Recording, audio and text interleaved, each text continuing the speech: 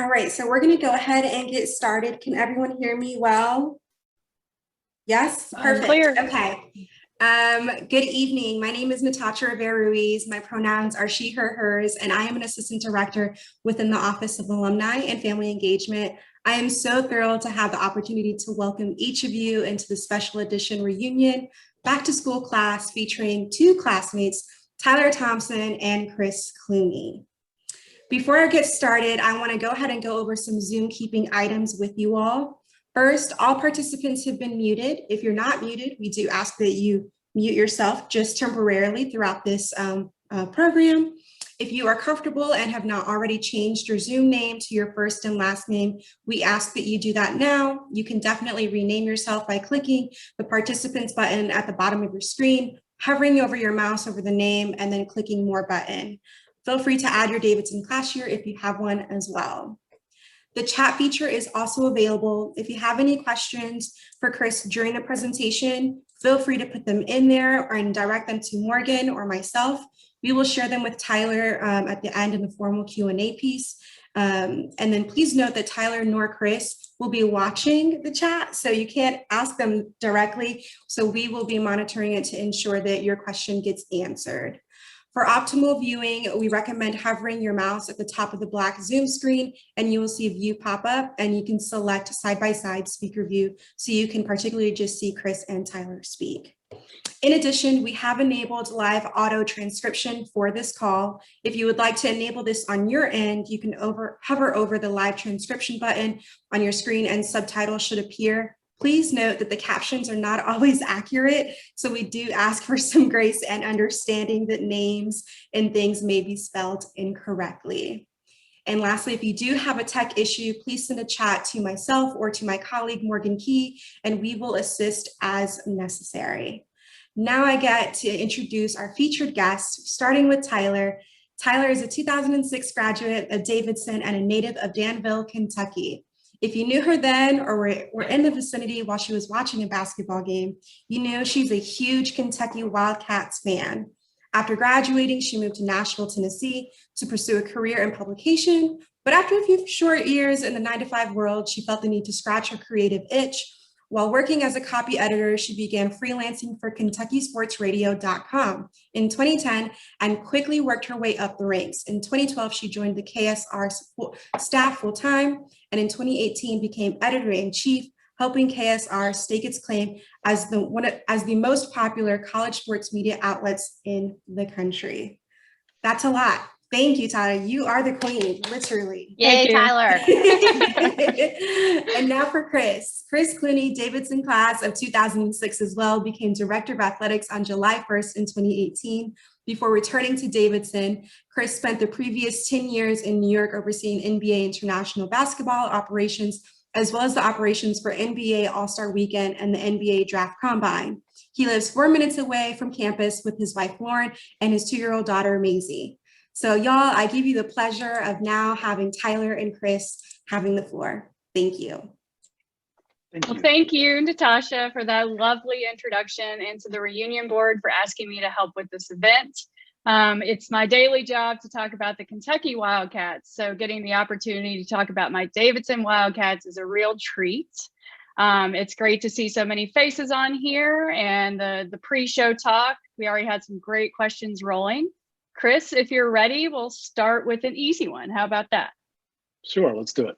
All right, so the first question is multiple choice. How often do you get asked about Steph Curry? And yes, you can count this. A, every day, B, every week, C, every month, or D, just during March Madness? I'm gonna go with B, every week. Every week, right. Not every day, but Steph, and it's Stephen now. He was Steph down while at Davidson. He is now Stephen Curry. So he's a grown-up now. So yes. Yeah. That's very cool. Yeah. Whenever I talk to someone and they ask where I went to college, I say Davidson. The first question immediately, oh, were you there when Steph Curry was there? And I was like, no, he was a few years after me, but I still have such great memories of watching, the Sweet 16 run, and I was watching it in Nashville where I moved after college with like the local alumni group. So he's definitely give us a lot of memories over the years. Yeah, no doubt, no doubt. Okay, so we'll get into some more serious stuff. Obviously, we're coming off of a year unlike any other due to the pandemic, in which no or limited fans were allowed at sporting events, and student athletes had to undergo regular testings and screenings in order to compete. As case numbers drop and vaccination rates continue to rise, do you anticipate a normal return to college athletics this fall? Yeah, normal with quotes. I think it's a return to normalcy. We definitely had to pivot and be really flexible and adaptive to the changing environment. A lot of it was driven by CDC guidance, by health and state local guidance, and then the NCAA. There were strict protocols through the NCAA just to be able to compete. And so with the higher rate of vaccinations, I think I saw the other day our Davidson staff is well over 77%. Students are over 80%. Like, it's really, really incredible numbers. All the students that are staying on campus this summer, it's a 98% rate. It's phenomenal. So we feel really good about our vaccination rates. And with that, we feel good about a return to, again, a sense of normalcy in the fall, such that we hope, definitely for outdoors, we hope that we'll be able to come back to full capacity for all of our outdoor events. We think soccer's and football, field hockey, et cetera. And then indoors, I feel that there'll still be some level of masking, but I'm just not sure what it'll look like. I think we're just waiting to get, deeper into the fall and figure out what the indoor sports are going to be impacting. You talk about, volleyball, men's, women's basketball, wrestling, et cetera. So definitely a return to more normalcy than we've seen. That's great to hear, because even though we had a whole season of it, I don't think I ever got used to sports without crowds or sports with like 100 people in the stands, and seeing, sports with crowds is coming back, as we've seen in NHL playoffs and Major League Baseball and now NBA playoffs. It definitely makes a difference. So I know everybody will be really excited to see a full Belk Arena and Richardson Stadium this fall, hopefully. Yeah, fingers absolutely. crossed. Absolutely. Another big topic in college sports that I deal with a lot more on a daily basis nowadays. In April, the NCAA changed its legislation to allow all Division I student athletes to transfer once and have immediate eligibility at the school of their choosing. And once you add in the free year of eligibility the NCAA gave student athletes for COVID relief, the transfer portal has become something every school is dealing with. In men's basketball alone, I looked today, there were over 1,600 players who have entered the transfer portal just this year, which is nuts.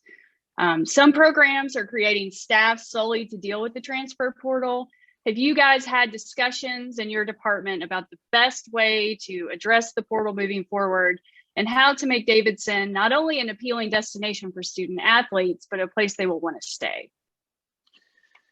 Yeah, it boils down to our coaches and how they approach recruitment from the very beginning.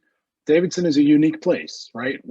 Our peers are not really our peers. Like, we are put up against the Swarthmores and the Haverfords and the Vassards and the Williams and the Bowdens. And yeah, from a liberal arts perspective, they're our peers, but the fact that we have Division I athletics, we're in a completely different league. All of those schools are Division III, right? And so we really are unique. And I think you have to have a certain fit, a special fit, to be a scholar athlete at Davidson, because the academic regulations are strict, right? There's no, you don't get any relief. There's no compromise. And so you have to have scholar athletes who fit the community at Davidson. And so because of that, we honestly just have very few scholar athletes generally who transfer. What happened last year when, in 2020, when everything was shut down for COVID, spring athletes were given another year of eligibility, and a lot of them just ended up graduating, right? They didn't even necessarily use it. Some of them went on to grad school and utilized it, which is great. Davidson doesn't have grad school. We're just a four-year program, obviously. And so, we were just talking about, that's why Kellen's going to Kentucky, and that's why Carter's going to Murray State, and Bates Jones is going to Duke, all, 3 men's basketball players. And that's fine. I don't see us creating a grad school anytime soon. But it boils down to fit. We want young men and women who fit Davidson, who fit the culture, who are scholars first. They're here to get an incredible education. They're here to compete at the highest level athletically, and they're here to contribute to the community and embrace our goals of leadership and service, our mission of leadership and service. And so because of that, we just have very few people who transfer, and we believe strongly that we'll continue to have very few people who transfer. We do hope, however, that there will be folks that want to come to Davidson, maybe folks who were recruited by Davidson before, made the wrong decision. No, I'm just kidding, made a different decision. And then because of this opportunity, they come in and now they've ended up back at Davidson, or it's just the right fit for them. We've had a number of transfers. Women's basketball just got one from NC State. Men's soccer got one from Boston College last year. And so you're starting to see that, scholar athletes being able to take the opportunity to transfer to Davidson. But, knock on wood, we'll continue to retain our scholar athletes just because of the community that we are and because of the fit. Absolutely. Agree with all of that. When you mentioned Kellen Grady, because of the special circumstances, Davidson obviously doesn't have a graduate school. He used his free year of COVID, eligibility due to COVID relief to come to Kentucky. I think you kind of already answered this question, but in my talks with Kellen, because I interviewed him a couple of times now that he's going to be a Kentucky Wildcat, I was just floored by, it just took me back to Davidson. It was like talking to my old classmates, and, there's just something very special about a Davidson college student, and especially a Davidson student athlete. So how would you define the ideal Davidson student athlete? Yeah, I shed a little bit of light on it, but I think the ideal Davidson college scholar athlete, sort of how we approach it, really is the fact that, hey, we don't compromise academics. There are schools who compete at the highest level athletically and sacrifice academically, and there are schools who compete at the highest level academically and sacrifice athletically, and we don't do either. We come for the best of both worlds, and that really does make us unique. It puts us in the mold of some of the higher academic athletic institutions, like a Stanford, like a Vanderbilt, right? Like high academics and high athletics at the same time. I think just in thinking about our scholar athletes, the word that comes to mind is diversity, and across a number of different ways, right? And so we have a diverse pool just demographically from all over the country, all over the world. We have a diverse pool of scholar athletes just in terms of their racial makeup, right, from all over the spectrum. We have a diverse pool of scholar athletes that are interested in so many different things beyond just athletics and academics, right? So I'm not sure how many scholar athletes are so ingrained into the arts, right, like at Davidson, or who are pre-med. I mean, there's a story of Draylon Hines, who's a rising junior on the football team, who was being recruited by Tulane to go play football. Tulane's a really, really good school. They're an FBS program, and we're an FCS program. And he wanted to be pre-med, and Tulane told him, you can't come here and be pre-med and play football. They said, you can't do it. And he was like, all right, I'm going to Davidson. And he's pre-med, and he's playing football, and he's all conference, right? And so wow. That is what the ideal Davidson student is, because they bring so much of a breadth of themselves. They're just more comprehensive in terms of what their interests are, what their likes are, what they're engaged in. We talked about Kellen. Kellen started, college athletes for respect and equality this year. He started his own nonprofit to talk about racial and social injustice. So many of our scholar athletes this year engaged in our call to action across different, social causes and giving back to the community. There's just a breadth to our scholar athletes that's really unique and different from just other scholar athletes. They're just really, truly, full, comprehensive people that are just engaged in a lot of different things. And that's what makes Davidson sort of the athletic experience so special, because they're bringing all of that to the court, to the field, to the pool, whatever they're engaged in. I can't see all the participants, but I know they're probably all nodding, even if they don't have their cameras on. So, so I read that in your first meeting with your staff after taking the job as athletics director, you showed a PowerPoint presentation that included the famous photo of Muhammad Ali standing over Sonny Liston. And you used that to symbolize how you want the Davidson athletics brand to be bold instead of humble, to stop being David to bigger schools Goliath. Tell us more about that mission, and 2.5 years in, how you think you're doing with it. Yeah, so it's an iconic photo. It's one of my favorite photos, and I use it for all of my presentations. The point that I was trying to get across is Davidson has to do a better job, and I'm talking about Davidson as an institution, not just Davidson athletics. Davidson as a whole has to do a better job of balancing confidence and humility. right? Like we are a very humble institution, which is great. There are a lot of benefits to that, right? We just, I think it goes back to our Presbyterian background. It's just, whether it's the honor code and integrity, we just don't flaunt ourselves or tout ourselves. We just sort of go about our business and do the right thing, right? We're devoted to leadership service and having impact on the world, disproportionate impact. Like that's a high calling, and we do it in a very humane and humble way, which is great. However, if we're trying to become an institution that is the best version of itself, we also have to sort of tell people and show people how great we are so that they understand how great of a community Davidson is. And so that's that balance of confidence and humility that I've tried to help us embrace. And that really, pertains to athletics as well. We for years have had a lot of success, but it's sort of been up and down, right? And we talked about, you mentioned the Elite Eight run in 2008 with Stephen and that team, and whether it's baseball in 2017 or, we've had periods of success and we've sort of been up and down. And we don't necessarily sort of embrace the challenge of, hey, let's make this success sustainable. Let's not just sort of be pulling rabbits out of hats every single year. Let's be a little bit bolder in how we present ourselves and how we project and set expectations on ourselves. And let's try to attain those, right? Davidson has perfected doing more with less. Nobody does more with less than Davidson, and it's great. And so we're sort of shifting that on its head and trying to say, if Davidson does so much with so little, why can't we do more with more? Not more with the most, right? More with more. I don't need Kentucky resources, although it would be pretty good, but we just need a little bit more, right? Like the landscape is shifted and we haven't necessarily shifted with the landscape. And so that image is really encapsulating that, because Muhammad Ali is standing over Sonny Liston, and you sort of say, we don't want to be the University of Muhammad Ali, right? He's a little too bold, a little too brass, a little too cocky, a little too arrogant, right? But we for damn sure don't want to be the University of Sonny Liston, lying on our backs, selling ourselves short, not reaching our full potential. And so we have to figure out how to live somewhere between the University of Ali and the University of Liston, somewhere in the middle. So currently, how do you think you're doing with that mission? We're getting off the mat.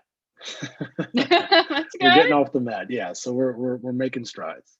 COVID certainly didn't help. So no, it didn't help, but it also it provided perspective, because so much focus was given to just surviving, and we sort of said, we don't just want to survive, we want to thrive. Like even because we had COVID and because we had all the challenges, like we're committed to doing athletics right. That didn't stop, right? Like we kept doing what we're supposed to do. And now we had to be, again, flexible and adaptable to everything that was going on and understand how incredibly hard this was. But like we still had success. We still had, over a 3.4 GPA combined for all of our teams. Like we had won conference championships. Like we didn't sort of just stop and sort of just try to get through it. We tried to continue to compete, across everything that we do. So. Right. So adaptability is a great segue to my next question. This summer, the NCAA is expected to change its rules to allow student athletes to profit off their name, image, and likeness. Several states have already passed legislation to prohibit schools from punishing players for accepting money while in college. And there are several athletes' Bill of Rights proposals being introduced in Congress. How is Davidson prepared to help student athletes once the name, image, likeness rule changes go into effect? And what opportunities do you foresee? Yeah, it is. College athletics is going to look drastically different in the next, I won't even say 5-10 years, like the next year.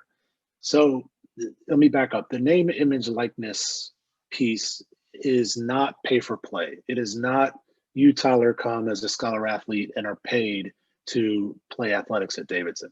Essentially, what it allows you to do is use your name, Tyler, your image, you, and your likeness, right, to profit. And so there is an association. Most people know you because you are associated with an athletic program. And so what that entails is you now have the ability to, we were talking about Main Street and how there's much more on Main Street now, right? So Kindred is, again, one of the best restaurants in North Carolina. Now it allows you as a women's basketball player, let's say you are, Tyler, to go to Kindred and you have, make it up, 15,000 followers on Instagram and another 20,000 on Twitter, and you're big on TikTok. You can go to Kindred and you can become a social media influencer, and they can pay you X amount of dollars per month to use your name, your image, your likeness to post about Kindred and to promote Kindred and provide QR codes for discounts and all these different things. And so now it allows you to use your name, your image, your likeness. You can't do it in your Davidson basketball jersey, right? You can't do it in a way in which it infringes upon existing sponsorships, right? So like you can't sign a deal with Nike when we're an Under Armour school, right? So there are different frameworks that are in place, but it's going to allow you to now use your name, your image, your likeness to profit, and that's sort of the crux of this. And where we think it's going to impact Davidson, I think Davidson's going to be different, right? Like I mentioned, Kellen was probably the scholar athlete with the most social media following. He had like 10,000 followers, right? Some of these other, like Zion Williamson and some of these other sort of big name college athletes, Trevor Lawrence at Kansas, I mean, they're over 1 million followers, right? And so the amount of sponsorship revenue and amount of deals they're going to make and the ability to profit is much greater. Where I think it will really impact Davidson, again, Davidson's a different fit. It's a different type of scholar athlete. We're here for a different reason. A number of them are not, I mean, the majority of us are not, our scholar athletes are not going on to play professional sports.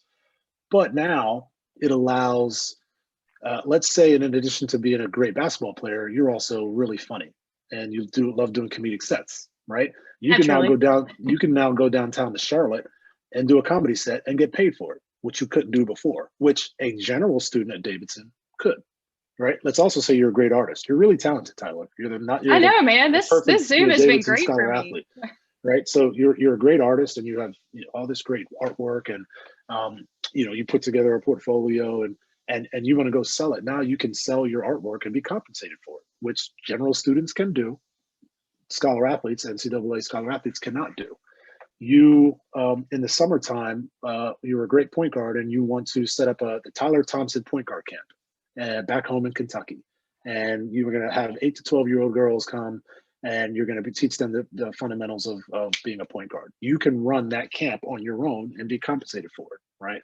And so that's where I feel sort of these sort of second tier opportunities. That's where I feel like a lot of our scholar athletes will potentially engage in, right? Like we're not going to see Nike or big companies or big corporations come down and try to swoop in and grab Davidson scholar athlete just because like there's not as much exposure. The brand, it doesn't make sense, right? Zion Williamson, yes. If Stephen Curry was still here, right, during this time, absolutely, but that's not the case. And so it really is unique, and it's for us. We have to sort of figure out a framework that works because there's a balance. I'm okay with you representing Kindred and being a social media influencer, but let's say that a company comes and it's a gun manufacturer, or maybe it's a company that's a little bit sort of dicier, right? Like it's just, that's where you have to sort of be careful, and there's a lot of education that's needed to figure out what the framework is, what the restraints are, and to provide education for our scholar athletes to make sure they're making smart decisions and make sure somebody doesn't sign a 20-year contract that locks them into something that is just harmful to them in the end. So I say all that to say college athletics very quickly is going to look potentially a lot different. That was a really, really good explanation of what is a very confusing issue. And it's still evolving. I mean, the NCAA still hasn't done anything yet, but they're expected to. And several of these states that have passed legislation, I think it goes into effect July 1st. So it's happening soon. And before the Zoom started, we were talking, Ted asked about women's sports. I think there's a lot of opportunity for women scholar athletes to kind of take advantage of this because, men's basketball and football, those scholar athletes seem to be, you would think, oh, well, they're more popular. This is going to affect them more. But, Olympic sports are huge. If you think about like gymnastics, track, lots of those scholar athletes are going to have they can be huge on Instagram, social media, TikTok, whatever. This is going to be a great avenue for them as well. Yeah, there are corporations now that they're platforms that gauge, essentially, they can equate, sort of look at your social media following and predict and project how much revenue you can make, right? And so I think last year, Trevor Lawrence from Clemson was the #1 athlete with the most followers, and he would have gained, make it up $100,000 per post or something, whatever it was. But on that list, you had a female gymnast from UCLA, You had a women's softball player from Oklahoma, right? Like, to your point, the Olympic sports, it levels the playing field in some spaces and provides more opportunities, specifically in female sports, that weren't readily available beforehand. Right. It's going to be really fascinating to watch that this summer. Here's a popular question. Any facility updates in the works? There are always facility updates in the works. It's one of our core pillars.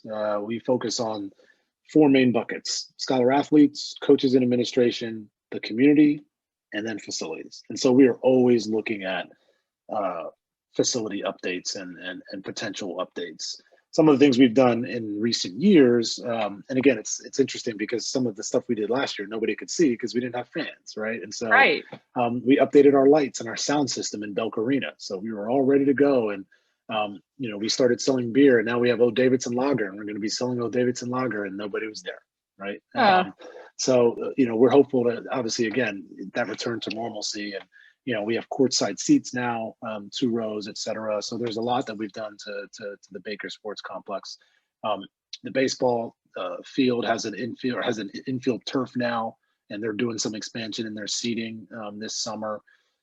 We're looking at the pool, which is 30 years old, and doing some exploratory renderings just to see, hey, what could we do, and some design work to figure out, okay, when the time is ready, what would we do?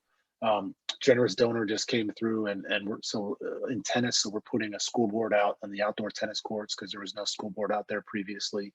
So there are a number of different things across all of our facilities that we have done, and we're always thinking about sort of what's next and what's the next big ticket item. So stay tuned.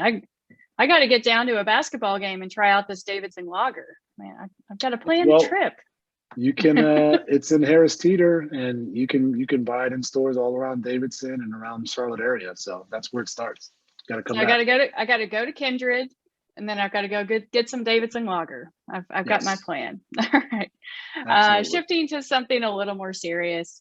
Following the deaths of George Floyd and Breonna Taylor and the ongoing protest over racial injustice over the past year, many schools have vowed to create more opportunities for minorities in college athletics. Is Davidson doing anything to further this important cause? Yes, absolutely. I think from our perspective, I mentioned we were talking about the ideal scholar athlete, and mentioned how a number of our scholar athletes are just engaged in a lot of social and racial justice work. And we, after the death of George Floyd and Ahmaud Arbery last year, one of our scholar athletes, Chichi Odo, who's a rising junior on the football team, young African-American male, and he put together a huge Zoom, and it was about 300 of our scholar athletes were on, coaches, staff, and it was just a brainstorming session to just talk through, like, what can we do right in our community as a Davidson athletic community. And we centered it around 3 pillars. And the first pillar is education. The second pillar is culture, and the third pillar is community outreach. And so what came out of that, a ton of great ideas, and we sort of created and crafted a call to action. And I was really served as sort of the conduit for that. So I put together a list of team captains, if you will, team champions. So each team was essentially charged with creating initiatives across education, across culture, and across community that the teams could engage in, just to make themselves better and make our community better. So, across education, it was what books, what podcasts, what movies, what conversations are we engaging in as a team? Tough, really hard, difficult conversations that we weren't doing before, that will continue to sort of enhance people's understandings of why everybody's upset, why there is racial unrest, and why people are continuing to take to the streets 60 some odd years after the civil rights movement, right? Like, understand really why people are trying to sort of help folks understand, hey, like, Black Lives Matter is just a simple statement. Like, it's not that it matters anymore. It's just, we want Black lives to matter, right? And so those are sort of some of the conversations that we had across education, right? Like, what are you doing to better yourself? And not just wait for people to educate you, right? Culture is like, what are you doing with your team, right? Like, some of our team cultures are stronger and better than others. Some are just naturally more just the fabric of their makeup is a little bit stronger. And so how are you living this out, right? How many Africana studies classes have you taken during your time at Davidson? So some teams are saying, hey, we're going to mandate you've got to take at least 2 Africana studies classes during your time at Davidson, because that's not mandatory in the curriculum. But we're saying as part of our culture, we're going to do that. A lot of them created diversity, equity, inclusion initiatives within their team mission and values, right? And so just being more sensitive to areas of inequity that they weren't doing before, right? And then community outreach, and this was really the big one, which is we have a CATS Cares program, which, you know, the MBA Care, and my background there, MBA Care is like, we have a CATS Care program, and all of our teams are charged with doing community outreach. So the third pillar of the call to action was like, what are we doing in the community? And so football created PACE, which is an initiative. It's progress, advocate, cooperate, educate. Kellen Grady, I mentioned before, created CARE, College Athletes for Respect and Equality. Tavis Brathwaite, men's soccer player, created SPE, Safer Police Encounters, right? He's trying to create an app and a website to further educate people on just how to interact with the police. Our women's lacrosse team launched an Empower and Education initiative, and they had a different topic every week, and just educating folks on different statistics around racial injustice or food insecurity or whatever the topic may be. Our women's basketball did the same thing. Every week had a different highlight, different theme. Our women's cross-country track and field team sold T-shirts, Under Armour T-shirts, and the proceeds went to the Equal Justice Initiative, which is Brian Stevenson's organization. That fights, fights for prison reform. And so all of our teams really sort of in that wake of last summer, really sort of came together and put pen to paper, but sort of lived that out. Now, it was a little bit more difficult this year just because of COVID, right? Like, we had even more grandiose plans. Like, we wanted to do more with Data Jenkins. We wanted beyond just sort of, Zoom interactions. We wanted to do more in the community. We didn't necessarily get a chance to do as much as we wanted, but I'm really proud of what our Scholar Athletes have started and the foundation that they've started to lay. And I think building on it in a hopefully non-COVID year, it's going to be even that much more impactful. And it's just a really strong commitment for Davidson Athletics, because it's not something that it should have been a focal point, but it wasn't. Like, we were paying it lip service. We sort of said, hey, we embrace diversity inclusion, but we weren't living it out. And this really forced us to live it out, right? And you see that because when all these things were happening, everybody's scrambling. Everybody's figuring out, what do we do? What do we do? Do we post a black square? Do we and it's just, and then you start to realize when something happens, if you're doing the work, you're not scrambling because it's already ingrained in what you're doing. And we weren't doing the work consistently. And so now it's like we're consistently doing the work. And so when it happens, and I mean, it happens all the time, right? Like, there was another after Ahmaud Arbery, there was another after George Floyd. And since then there's been more. And so, but we're not scrambling trying to figure out, all right, how do we enact change? We sort of created the framework such that we feel strong about, hey, impact you, your team, your culture, educate each other, and impact your community. And so I really feel proud about our teams and our coaches for embracing that. And they've done a fantastic job. We actually submitted ourselves, nominated ourselves for the NACDA, which is the National Association of College Directors of Athletics Community Service Award, around our call to action and our CATS Care initiatives, because we did so much stuff this year and really wanted to highlight what our Scholar Athletes engaged in. So. Yeah, that's all really cool to hear about. And there's so much to be proud of. I knew about Kellen's initiative just through, him coming to UK and stuff, but all of the other Scholar Athletes, it's really just, again, something to be proud of. We talked a little bit. Oh, go ahead. No, I was just going to say there's a lot on the school too, right? Like, we know sort of the school's going through, challenging times and a reckoning, right? And so we're taking the lead from the institution as well, which is great. And the school has a lot of work to do. Davidson's a great place. It's not perfect, but I think it's important for that introspection and then that action that comes out of that, to understand what our role was and what our role is and what our role should be in trying to make this place the best version of itself. So 100%. We talked a little bit about, obviously, men's basketball. We talked a little women's sports. Can you give us an overview of how all the Davidson athletic programs are doing heading into the fall, the 2021-22 season? Yeah, absolutely. We are, I think, in a really good spot.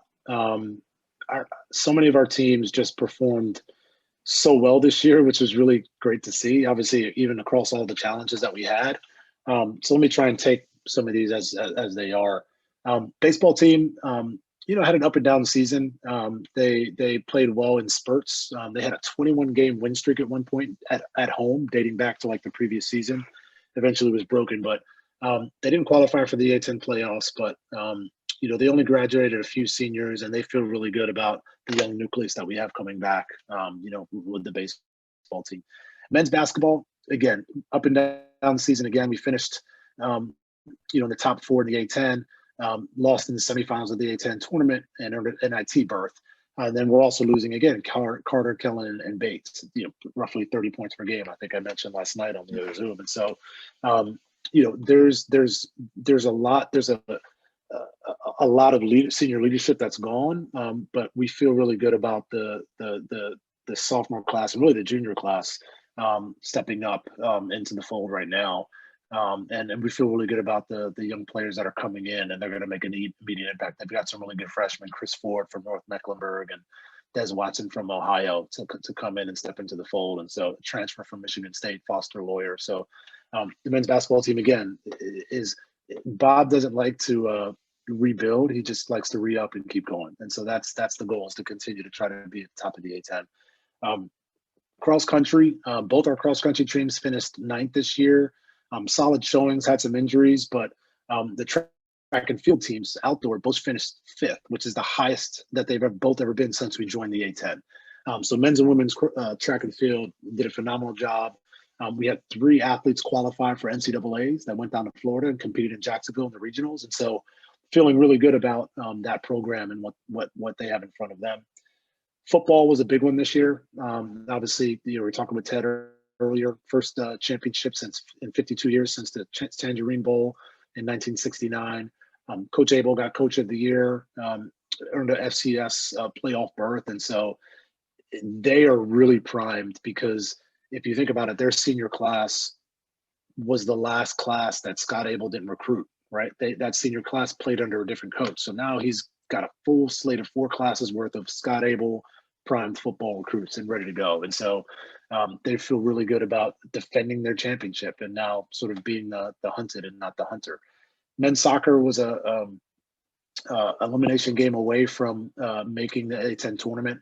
And they feel really good about their young nucleus and their players coming back. Swimming and diving had a fantastic year. Both men and women finished in 3rd place in the A10, which, if you look at their scholarship levels comparable to the rest of the A10, is phenomenal. And so they really feel good about who they have coming back. They're losing some key swimmers, but a lot of great swimmers coming back, and divers as well. So feel really good there. Men's tennis made it to the semifinals of the A10 this year, and they've got some really young freshmen, a really good freshman coming in. Wrestling won 3 matches this year, and they've only lost 1 senior. They are young, and they have a class of 11 young men coming in. And so Coach Lozier feels really, really good about his team and their depth and their ability to compete in the Southern Conference. Women's basketball, up and down year because of injuries, but Coach Gale feels really good about her rising senior class. They've got really good depth at a number of different positions. I mentioned they've got a transfer that just came in from NC State, and they've got some really good freshmen coming on board as well. So hoping to climb their way from the middle of the pack to the top of the A10. Field hockey had a really solid year this year. One of their best in recent memory, beat App State for the first time. And so they're continuing to build on that. They have a really good nucleus of international players, which is great, because if you know, field hockey internationally is actually much more popular than it is here in the U.S. And so Coach Zoe has done a great job being able to recruit internationally and really strengthen that team. Lacrosse had a fantastic year. Coach Wayne was Coach of the Year. We finished first in our division, lost in the semifinals to UMass, but have a really, really good team coming back as well. So really excited there. Women's soccer, fantastic year. Coach Denton got Coach of the Year. We had 4 Coaches of the Year this past year. And Coach Adam won the Coach of the Year, had one of the best records that they've had in a long time, made it to the finals of the A10 championship and lost in a heartbreaker in the finals. Tennis, again, solid season, made it to the quarterfinals. They feel good about where they're coming back. And then volleyball. That's the last one. Up and down season, had a lot of injuries, but they beat VCU for the first time this year since like 1994. And so Wow. again, feel really good about the team that they have coming back and what they're going to put on the floor. So there's just I didn't mention golf. Golf won the A10 tournament this year as well. And Coach Straub got Coach of the Year. That's the second time in 3 years. Wow. And it's really second and four. It's second and four, but we missed the year because of COVID. So it's really second and three. So they won in 2018. They lost by 2 strokes in 2019. COVID canceled in 2020 and then won again in 2021. So they are on track to just continually reach high levels of success. So there's just a lot of good energy around athletics right now in terms of our scholar athletes, our teams, and there's just a lot of momentum, and it's a quick turnaround. All of our teams competed in the spring, and now all those fall sports have to turn around and compete in the fall. And so, but we're excited. So we're excited about the momentum we have, and looking forward to kicking back up in August and September. That's awesome. Yeah, as you mentioned, COVID kind of made the schedule really weird this year, so even more impressive. We have some questions to get to from the chat room. Are you ready to roll through them? Yeah, let's do it. All right, let's do it. Here's another popular one. When will season tickets for football and basketball go on sale? We are in the process of potentially digitizing our ticket process. And so normally we would have been targeting the middle of June, and because of that, maybe pushed a couple weeks, but end of June, early July, those will be kicked into high gear. So, all right, good to know. Mark your calendars. How has recruiting been in the virtual environment? Has it made it harder to yield scholar athletes? Yes and no. There are some programs that have benefited, and we're one of them, by just scholar athletes just not even wanting to sort of wait. They just, you're not able to visit campus. You're not able to come on an official visit. And a lot of our teams pivoted to provide really strong virtual opportunities, virtual tours, and just virtual engagements. And it really benefited us. And then, some scholar athletes were just waiting. And June 1st, actually, a few days ago, was the end of the dead period for a number of teams. And so there's a lot of visits going on, a lot more sort of in-person recruiting. And so it's been difficult, but I'm really proud of our teams because they really pivoted. They figured out ways to engage current scholar athletes and really serving as ambassadors for prospective scholar athletes, which happened always, but you had to be more creative kind of virtually, right? And so our teams did a really good job.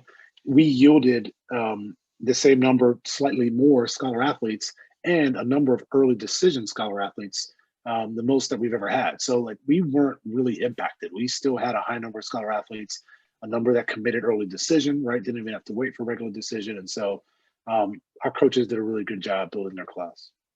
Oh, good to hear. This is a great one. What keeps you up at night, and what's something that you're excited about? Oh man, what keeps me up at night? I'm on an email distro, and every Saturday and Sunday I get an email from campus police. Oh my gosh. And it's about all the activities from the night before, of note. And I get those emails, and Saturday morning, Sunday morning, I'm just scrolling through the names and I'm cross-referencing who's an athlete, and I'm just sort of seeing, all right, what do we have? What's going on? And you're just crossing your fingers. But no, it's not bad. It's our scholar athletes are great. I mean, it's Davidson, right? It's college. So it's like any other institution, but yeah, you start to see these scholar athletes as your responsibility, and you just want them to be safe and cared for and be successful and make sure they have a great experience, right? And so one of the things that was hard this year was mental health. Mental health was an issue that was bubbling under the surface, and COVID exacerbated. Davidson was really great in terms of the rules and regulations and protocols, but it was hard. We had a no guest policy for a long portion of the year. Like activities were restricted, right? Like there's just is as much interaction and gatherings, and it took a toll, and it took a toll on freshmen because they come in expecting one thing and it was something totally different. It took a toll on just, you know, returning students because it wasn't the Davidson they expected. And upperclassmen had a sort of a little bit better of advantage because they're living in senior apartments, right? And living in, you know, houses with other folks, and freshmen are just living in dorms and they just don't know anybody. And so mental health was a really big issue this year, and we devoted a lot more resources to it. I think we did a really good job, and we have an opportunity this summer to really beef up and enhance more of our mental health and wellness sort of capacity, if you will. And so that's been something that has been a big impact on me, and something I've heard a lot from our scholar athletes. And so we've just devoted a lot of time and energy to that. So that's one thing that, again, doesn't keep me up at night. I try to sleep as soundly as possible and deal with things when I wake up, but it's something that's always top of mind. Something I'm excited about is just getting a break and spending more time with family because it's been a long year, but then B, coming right back and doing it all over again, right? Like we won, since I've been here, won our first 2 conference championships with golf and football this past year. It's success is great. Winning is fun. We're in it because we're competitive, and there's an educational element to it because there's a educational value of athletics, but we're in it to win. And so the opportunity to come back and compete and give our scholar athletes a chance to shine and our coaches a chance to shine and show again how great Davidson athletics can be. That's what's exciting. Next question is kind of along those same lines. Where do you hope to see Davidson athletics in the next 5 to 10 years? We want to be one of the best athletic programs in the country, you know, plain and simple. So what does that mean for us? Again, you talk about academics. We want to consistently be one of the best high academic institutions in the nation. We want to have a high graduation success rate, federal graduation success rate. We want, we want as many nationally recognized scholars as possible. We want all academic performers. Like we want to be really, really good academically, and we've continued to do that. And then we want to put ourselves in a position to compete to win championships. We know we're not going to win every single time, but if we can close the gap with some of the institutions that we're competing against from a resource perspective, from a scholarship perspective, and give our teams an opportunity to just be in the mix every single year, we're going to be successful. Because, I mentioned this last night on another Zoom, our coaches are great people first and great coaches second. Our kids are great kids first and great players second. And so we have the right sort of fit. We have a great community, and what we're doing is impactful, right? And so for us, in the next 5-10 years, we want to be the class of the A10. For wrestling, it's the SoCon, and for football, it's the PFL. And we want to consistently be at the top and winning championships and being recognized for how great our scholar athletes are, and being the best academic institution in the conference, and putting ourselves in a position to get to NCAAs. That's what we want to do. Yeah, I want Davidson back in the NCAA tournament, but I don't want them to play Kentucky, because that happened a couple of years ago and it was like a nightmare. I was so stressed out. I was like, if anyone who knows me, if Rusty Regal hits that 3 in a corner, it becomes a lot closer of a game. I was telling myself, I was stressing out about it, but my husband kept saying, this is a win-win. You should think of it as whatever the outcome, you should be happy. I was like, it's not like that. But I was very proud of the showing Davidson gave Kentucky. They certainly gave them a scare. But yeah, hopefully I don't have to go through that again for a while. Next question kind of takes me back to my senior year and gives me some, nostalgic anxiety. How are you preparing athletes for life after Davidson? And do you work with the Center for Career Development? Yeah, that's a great question. So the Center for Career Development is way better now than what it was in the past. Not saying that it was bad. It's just, I don't know if I stepped foot in the Center for Career Development from 2002 to 2006. I just don't think I did. And look where you are. Yeah, but I just, it's just, they've just become, they have more capacity. They have more robust offerings, and there's just more intentionality with how they approach interacting and starting young, right? Like starting as freshmen step foot on campus. The big differentiator for us has been, up until 2 years ago, we did not have somebody in career development focused just on career services for scholar athletes. You had somebody focused on international students, you had somebody focused on first generation students, you had kind of, all different sort of other areas that were covered, but nobody following athletes. And so now we have Josh King as a assistant director for athlete career development. And so he does career services just focused for scholar athletes. And it's been absolutely tremendous. I mean, he'll travel with our teams and do something called road treks, and he'll be on the bus and do resume building on the bus with athletes. So if our field hockey team is going to Philadelphia to play LaSalle on Friday and St. Joe's on Sunday, he'll travel up with them. They'll play on Friday. Saturday, he'll set up visits with them at the hotel with business schools in Philly, med schools in Philly, grad schools, and do like info sessions in the hotel. And he went with a swimming team down to Florida, and they visited University of Miami business school and med school, and just bringing the academic opportunities to them, because so often with scholar athletes, they're just so busy. Like the postseason, end of season is still season for them, right? They're still training.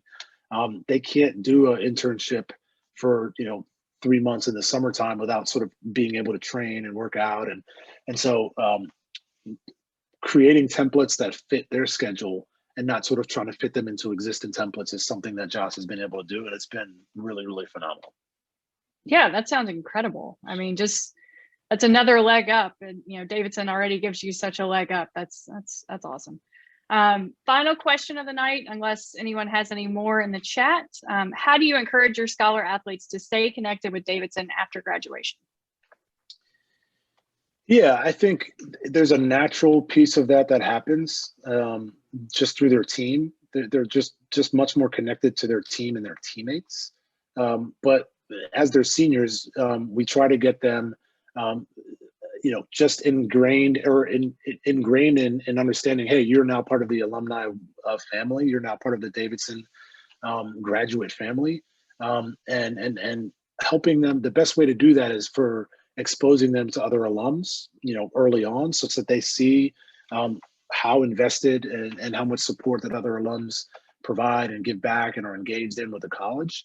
And hopefully they can emulate that, right? And understand how impactful it is. So when you introduce a scholar athlete, a women's lacrosse player to a women's lacrosse alum who ends up providing them with an internship or a networking opportunity, like they realize, hey, all right, I got to pay it forward. And so they go into it thinking, all right, I got to do the exact same thing and look out for Davidson people, when it's my turn to do so. The great thing about Davidson alums is, like, if you're out there in the work world and just trying to create connections, somebody like Davidson, like, they will help you out.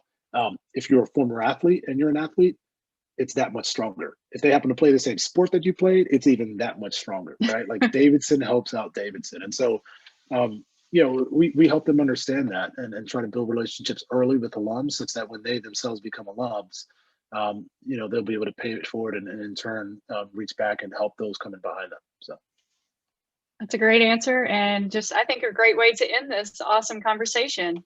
Natasha, I will turn it back over to you.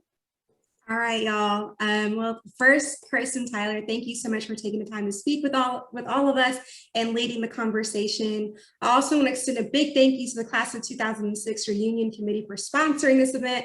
Without them, this would not have happened, trust me. And then do note that this event was recorded and will be available on our website in a week or so. And finally, thanks to all of you all for participating. I greatly appreciate it. I hope you enjoy the rest of your night. Thanks, guys. Thanks, y'all. Take care. Bye.